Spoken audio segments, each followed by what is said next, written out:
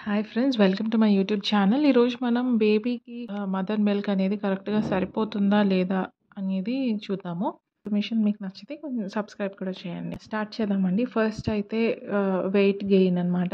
Wait సరిగ్గా పెరుగుతూ ఉండాలి. ఫస్ట్ 2-3 డేస్లో పిల్లలు బేబీస్, న్యూ బార్న్ బేబీస్ అనేది వెయిట్ తగ్గుతారనమాట. కానీ 1 వీక్ అయిపోగానే వాళ్ళు వెయిట్ పెరగడం అనేది స్టార్ట్ అవుతుంది.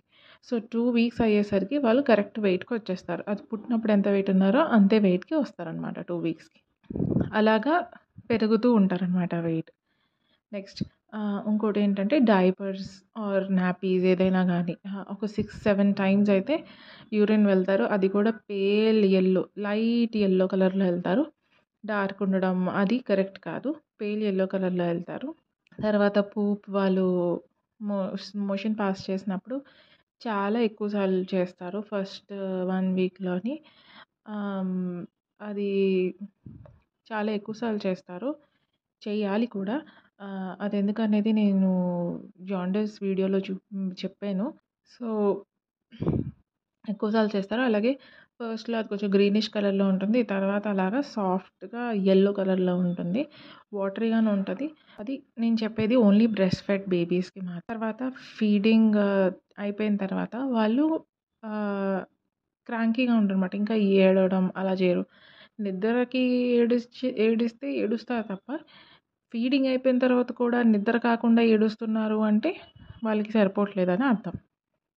తర్వాత జనరల్‌గా అప్పుడే పుట్టిన బేబీస్, న్యూ బార్న్ బేబీస్ అన్నీ 1.5-2 అవర్స్‌కి ఫీడ్ తీసుకుంటూ ఉంటారనమాట.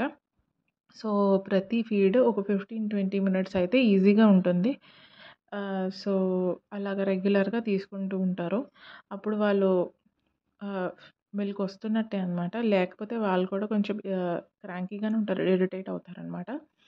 తర్వాత ఫీడ్ చేస్తున్నప్పుడు కూడా ఒక స్టార్టింగ్‌లో ఫాస్ట్‌గా సక్ చేయడం, తర్వాత అలాగా నెమ్మదిగా చేస్తూ ఉంటారు. మౌత్ మూవ్‌మెంట్ కూడా తెలుస్తదనమాట. లోపలికి తీసుకుంటున్నట్టు మిల్క్ తెలుస్తుంటది. సో, ఏ పిల్లలకైతే మిల్క్ అనేది సరిగ్గా సరిపోతుందో వాళ్ళు చాలా యాక్టివ్‌గా ఉంటారు. అలర్ట్‌గా ఉంటారనమాట. చిన్న పిల్లలైనా గానీ. అండ్ మైల్ స్టోన్స్ కూడా చక్కగా రీచ్ అవుతూ ఉంటారు.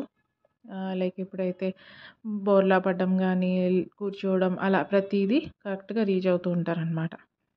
సో, ఈ బ్రెస్ట్ మిల్క్ అనేది పెరగడానికి ఏ ఫుడ్స్ అయితే యూజ్‌ఫుల్ అవుతాయో నేను ఒక వీడియో చేశానండి. అది డిస్క్రిప్షన్ బాక్స్‌లో పెడతాను. అలాగే ఇప్పుడు మీకు ఇంకా బేబీకి సరిపోతుందా లేదా మిల్క్ అలా డౌట్ కానీ ఉంటే ఒకసారి పీడియాట్రిషియన్‌ని కన్సల్ట్ చేయండి. మీ డాక్టర్‌ని కన్సల్ట్ చేయండి. వాళ్ళు చెప్తారు. అంతే తప్ప సరిపోవట్లేదు కదా అని వెంటనే ఫార్ములా ఫీడింగ్ ఇచ్చేయడం లాంటివి చేస్తే ఆటోమేటిక్‌గా మిల్క్ అనేది తగ్గిపోతూ ఉంటుంది. బ్రెస్ట్ మిల్క్ అనేది తగ్గిపోతూ ఉంటుంది. సో, మీరు డెసిషన్ తీసుకునే ముందు ఒకసారి ఏ డెసిషన్ తీసుకున్నా ముందు పీడియాట్రిషియన్‌ని కన్సల్ట్ చేయడం అనేది చాలా ఇంపార్టెంట్ అండి. సో, ఇది ఇలా చూసుకుంటే మీకు ఈజీగా అర్థమవుతుంది బేబీకి ఎలాగా సరిపోతుందా లేదా మిల్క్ అనేది ఈజీగా అర్థమైపోతుంది. ఇలాంటి ఇన్ఫర్మేషన్ మీకు ఇంకా కావాలంటే please subscribe to the channel, like and share.